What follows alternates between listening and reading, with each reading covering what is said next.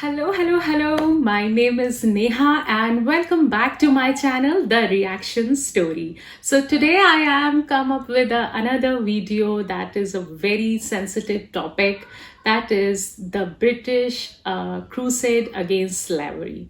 I also make another video on this topic, the history of Britain. You can also check it out, this video on my channel. Well, I have heard a lot about the British government, how Indians suffer under the British government company, and how they come and how they rule over India, how they established East India Company here.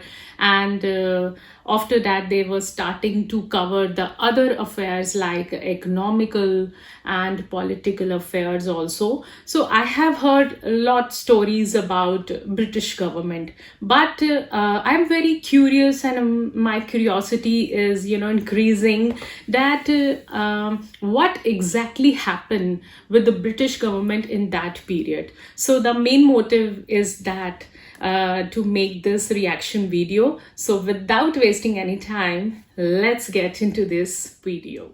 Who aren't aware, Frankie Boyle is a famous Scottish comedian who is most renowned for being pretty damn offensive. Needless to say, I'm a fan of his. And so when Frankie Boyle writes an article for The Guardian of all places, with the subtitle, "The anti-immigration election rhetoric is perverse. We fear the arrival of people we have drawn here with the wealth we stole from them," I can see the misinformation coming a mile away. So Frankie begins the article by waffling in an overly verbose manner, reminiscent of Charlie Brooker, another man who I am a fan of, but has been led astray by misinformation. And it's full of these sort of contradictions that I'm sure sounded good when he was writing them, but when you actually think about it, are rather silly. I mean, here he is pointing out the irony of the leaders being nationalist and warning about the Scottish National Party, after making a crack about how the Scottish discovered penicillin and taking credit for this for some reason. And for some reason he seems to mix up the concepts of trade and immigration. But these really aren't very important. I'm not even bothered that he just assumes that an Australian-style point system for immigration will obviously be a racist system that caters exclusively to white people. You know, this is despite the fact that a Cambridge economics professor has warned the sheer scale of immigration has caused problems for the UK's infrastructure, which was largely built in the 70s. But you know what? None of that really bothers me. What really bothers me is Frankie Boyle's attempt to make British people feel ashamed of Britain's involvement in the slave trade. That really gets my goat, because Britain's involvement in the slave trade is one of the most proud accomplishments of British history. And I know what you're thinking, oh my goodness, slavery is bad. And that's correct. Yes. Which is why the British ended it. For everyone. If we just take a cursory look at the subject, you can see how it is not nearly as cut and dried as Frankie makes it out to be. Even the very word slave comes from Slav, because of the sheer number of Slavs taken as slaves by conquering peoples. But Frankie is trying to drum up white guilt, so let's talk about African slavery. The Portuguese were the first Europeans to start exploring the West African coast, and they did indeed capture African natives to be brought back to Portugal as items of curiosity. Europeans who travelled to Western Africa discovered that Western Africa had civilizations of its own. For example, a Dutch visitor to Benin City wrote in around 1600, "As you enter it, the town appears very great. You go into a great broad street, not paved, which seems to be 7 or 8 times broader than the warmost street in Amsterdam. The houses in this town stand in good order, one close and even with the other, as the houses in Holland stand. More than a century earlier, Benin exchanged ambassadors with Portugal. The Portuguese did take a few Africans back to Europe, but they didn't need to set up operations because they discovered that there were already thriving slave trades in Africa. And so they bought slaves from African rulers and traders. The vast majority of slaves taken out of Africa were sold by African rulers, traders, and military aristocracy who grew wealthy from the business. Most slaves were acquired through wars or by kidnapping. And before you start thinking that this is excessively barbaric, this was the standard for almost every civilized society all across the world. For example, in ancient Greece, Strabo tells us that the island of Delos trafficked in 10,000 slaves a day, even before the Roman Empire, even when we're coming to the end of the Roman Republic in the 1st century BC. It's estimated that a third of Italy was made up of slaves. Slaves made up of people whom the Romans had conquered and taken back to Italy to do hard labour. And so to anyone even slightly educated on this subject, it is absolutely unsurprising to find that, for example, in 1510, the capital of the Empire of Songhai was teeming with slaves. Slave trading in West Africa was common, but it was different to what you expect. It wasn't for commercial purposes, it was to show status and to give the wealthy African elite a comfortable life. And with the appearance of Europeans desperate to buy slaves for use in the Americas, the character of African slave ownership changed. Indeed it did. The character of slavery on the west coast of Africa changed to look a lot more like the character of slavery on the east coast of Africa, because we're going to talk about the Arab slave trade, specifically the circumstance of Swahili-speaking peoples. Unsurprisingly, the Arabs, being far closer to sub-Saharan Africa than the Europeans, had been taking advantage of it for far longer. They were a people with as much commercial nous as anyone else. The ruling class of coastal Swahili society, sultans, government officials and wealthy merchants, used non-Muslim slaves as domestic servants and to work on farms and estates. And they even had plantations, such as the Omani Sultan Said, who became immensely rich when he started up clove plantations in the 1820s with slave labour. Arab Muslims settled along the coast and intermixed with the locals, forming a people and culture known as Swahili, which started in around the 10th century AD. It's just So, blown my mind. The East Africa slave trade was well established long before Europeans arrived on the scene and was driven by demands for labour by the sultanates of the Middle East. You might be thinking, well, that's interesting. If the Arabs had been in Africa for about 1,000 years, taking sub-Saharan African slaves, why isn't there a very large population of black people in Arabia?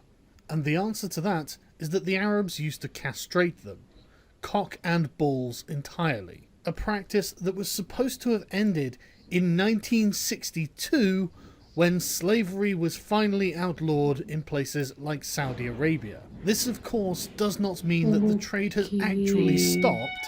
It is still going on today. It's impossible to know exactly how many slaves the Arabs took from sub-Saharan Africa on the east coast, but one historian produced a total of 17 million slaves. I doubt it was that high, but again, we can't know. And it was for 17 million slaves. The point is that slavery unbelievable. Is ubiquitous. 17 no matter where million. on earth you travelled, you found slaves. In Europe, in China, in the Middle East, in the New World, in India, in Scandinavia, in Africa. Slavery was as common an institution as animal husbandry.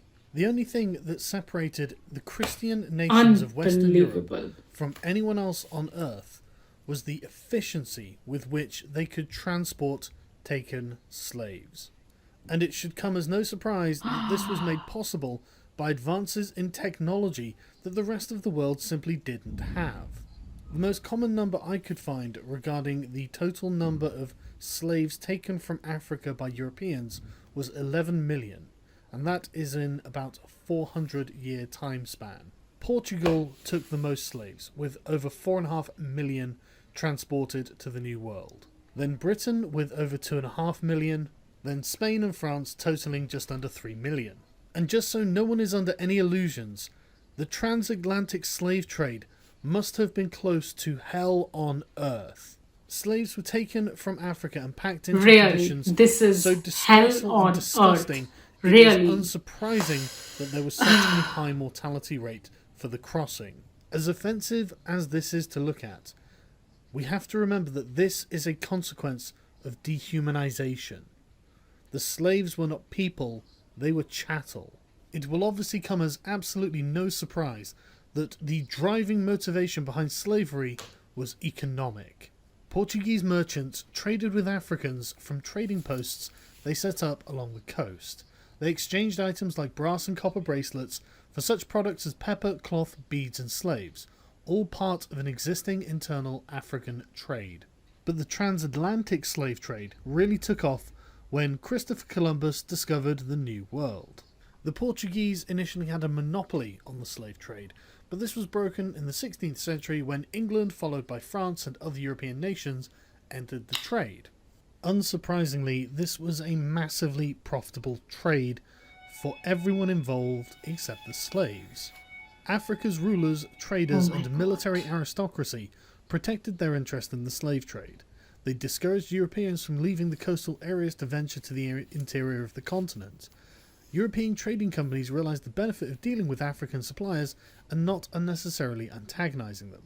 The companies could not have mustered the resources it would have taken to directly capture the tens of millions of people shipped out of Africa. It was far more sensible and safer to give Africans guns to fight in the many wars that yielded captives for trade. The slave trading network stretched deep into Africa's interior. Slave trading firms were aware of their dependency on African suppliers. And these African suppliers were making insane amounts of money. For example, the King of Benin was making £250,000 a year selling people into slavery in 1750. And his successor said in the 1840s that he would do anything the British wanted him to do, apart from giving up the slave trade.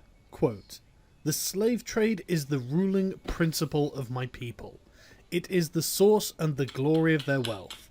The mother lulls the child to sleep with notes of triumph ridiculous. over an enemy reduced to Just slavery. for sake With of an industry money. so profitable To so many it's people so bad. involved, and so widespread as to be common to almost Yeah, every exactly. nation There's on so earth. many people were involved. Why would the British want King Gezo to give up the slave trade? Well, we need to turn back the clock to 1066 and the Battle of Hastings, when a French-speaking Duke of Viking descent called William the Bastard defeated King Harold Godwinson of England. William the Bastard was refashioned as William the Conqueror and took the crown of England, and one of the first things he did as King of England was to have the entire country inventoried. This record was known as the Domesday Book, and we still have it. Thanks to this hard work, we know that around 1086, They still have that 10% of the recorded population of England were slaves. 20 years earlier, when he had first conquered England, William had enacted a series of laws, one of which prohibited the slave trade out of England. I prohibit the sale of a man by another outside of the country on pain of a fine paid in full to me. We don't know what William's motivation for making this law was, but given that the punishment for breaking it was a fine, I doubt it was for humanitarian reasons. Whatever his reasons, within a generation of 1086, slavery had almost died out in England, presumably because William the Conqueror had outlawed the trade of slaves. There appears to also have been a trend for lords to endow their slaves to perform their ploughing functions as free ploughmen. While not a wonderful state of affairs, serfdom is better than chattel slavery, and this state of affairs was solidified by the Church at the Synod of Westminster in 1102, where the Church denounced simony, clerical marriages, and slavery. This made England a very unique case. There probably wasn't another country in the world at this time that had outlawed slavery. There were practically no motivations to do so. It was incredibly lucrative, endemic to the point of normalcy, so it wasn't even viewed as immoral, and the chances are William the Conqueror himself made the slave trade in England illegal just so he could make a quick buck. Fast forward 700 years, and the international transatlantic slave trade is in full swing, And yet we still do not have slaves in England. And this is where we meet a man named Granville Sharp, a very well-educated, rationalist thinker of the Enlightenment, who became an active campaigner for the abolition of the slave trade. Granville had had previous legal success defending Jonathan Strong from his erstwhile slave master after being brought to England from the colonies, but we're going to look at the subsequent Somerset case. James Somerset was a slave from Virginia in America who had come to England with his master Charles Stuart in 1769 and had run away in October 1771. After evading slave hunters employed by Stuart for 56 days, Somerset had been caught, put onto the slave ship Anne and Mary to be taken to Jamaica and sold. 3 Londoners had applied to Lord Mansfield for a writ of habeas corpus, which had been granted, with Somerset having to appear at a hearing on the 24th of January in 1772. Members of the public responded to the plight by sending money to pay for his lawyers, who in any event gave their services pro bono publico, while Stuart's costs were met by the West Indian planters and merchants. Given his prior legal experience with the Jonathan Strong case, Sharp briefed Somerset's lawyers. The judgment was delivered on the 22nd of June 1772, and it was a clear victory for Somerset, Sharp, and the lawyers who had acted for Somerset. Mansfield acknowledged that English law did not allow slavery, and only a new Act of Parliament could bring it into legality. The verdict established one thing very clearly: a slave becomes free the moment he sets foot on English soil. And this was, according to Lord Mansfield, that the air of England is too pure for any slave to breathe. Hats No matter off what to this reason man. William the Conqueror outlawed slavery for, by the time He this clears judgment was every drawn doubt. by Lord Mansfield, it had become a point of principle. This precedent wasn't set for Mansfield's personal interests. This precedent was set to determine right from wrong. Granville Sharp went on to co-found the Society for Effecting the Abolition of the Slave Trade with fellow like-minded Enlightenment thinkers. And after 20 long years of campaigning in Parliament, which I won't detail here, they were successful in their goal of abolishing the international slave trade in 1807. Now, if you know anything about 1807, you'll know that this was during the War of the Fourth Coalition, where Napoleon Bonaparte was savaging great powers all across the European continent. The Napoleonic Wars led to new territorial acquisitions for Britain and helped stuff Parliament with more abolitionists than they had before, which is why the bill providing for the abolition of the slave trade to conquered territories triumphantly passed in both houses. And the following year this was superseded by a stronger measure that outlawed the British Atlantic slave trade altogether. But, given the raging war in Europe, it was rather difficult to enforce due to a paucity of available resources. After 1807, the Society for the Abolition of the Slave Trade, having achieved its goals, became the African Institution, whose principal aim was to ensure the new legislation was enforced and that other countries followed Britain's example.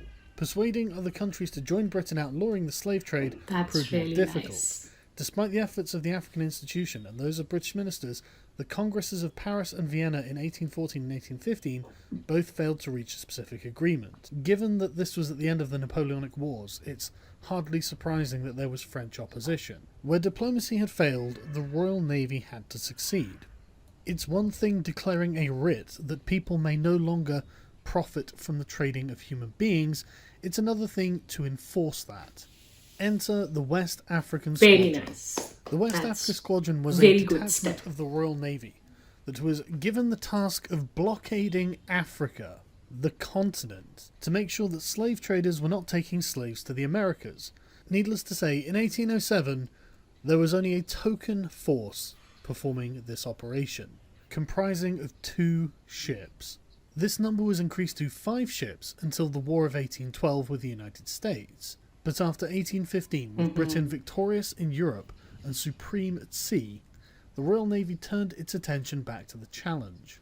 The institution of slavery was formally abolished in the British Empire in 1833.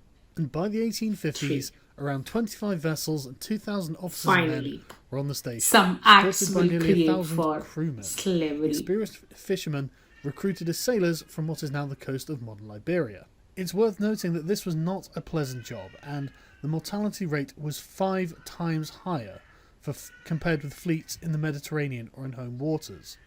To help incentivize the crew, money was actually given to each crew per slave that they freed. But there was a real zeitgeist in Britain for the abolition of slavery. For example, the pursuit and capture of slave ships became celebrated naval engagements, widely reported back in peacetime Britain. They became a source of national pride. So it's no wonder that many of the crews really did have an evangelical zeal about the anti-slavery patrolling. However, I don't want to give the impression that this was all for humanitarian reasons.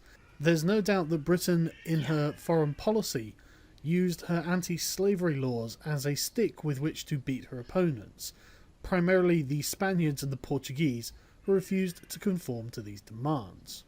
Britain demanded Spain, Portugal, and the very new nation of Brazil to declare slave trading to be piracy. And while these nations paid lip service to these principles, they failed to enforce them, which led to a British blockade of Brazil by 1850, which of course forced the nascent Brazilian Empire to capitulate. And it didn't end there. In the 1860s, David Livingstone reports of Arab atrocities against enslaved Africans stirred up the interest of the British public, reviving the flagging abolitionist movement. Throughout the 1870s, the Navy attempted to suppress this abominable Eastern trade at Zanzibar in particular. Needless to say, the British Navy continued their mission against the slavers across the Indian Ocean. The abolition of slavery became the British project. It captured the hearts and minds of the entire country, from the highest lord to the lowest peasant. This is certainly how the British saw it. For example, this spirit of chivalry, we see it in acts of heroism by land and sea in fights against the slave trade.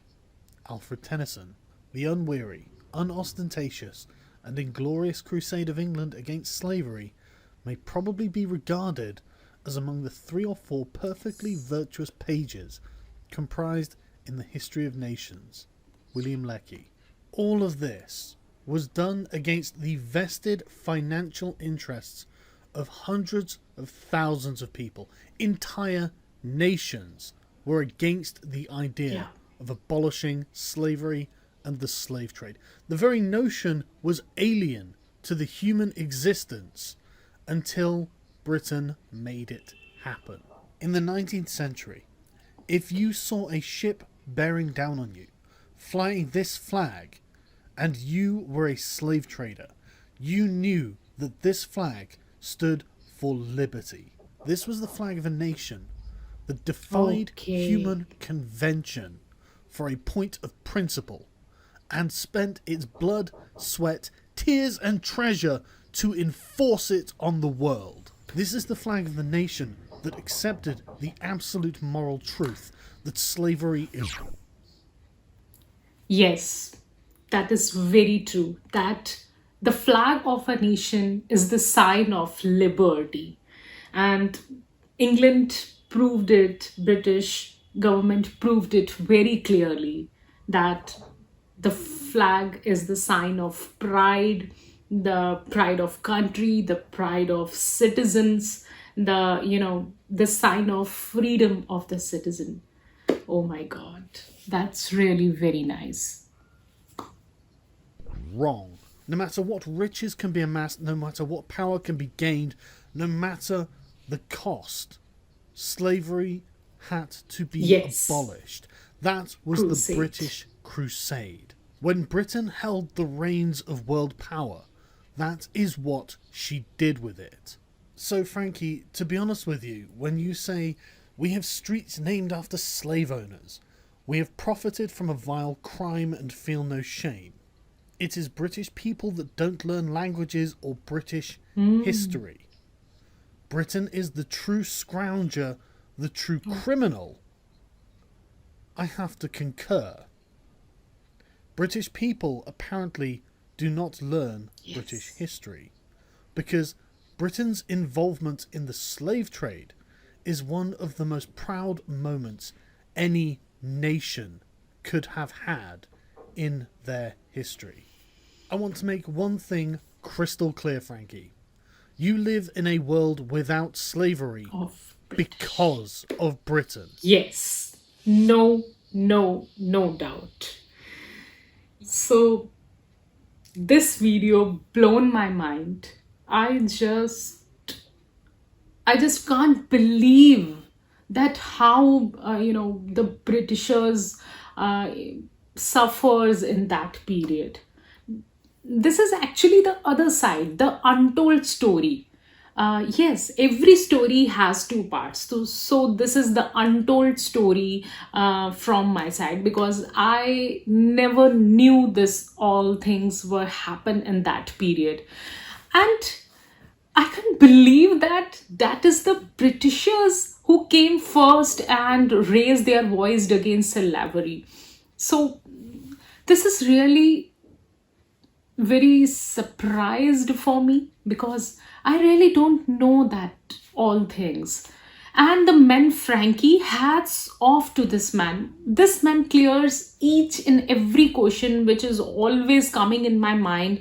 That I always heard so many things about the British government.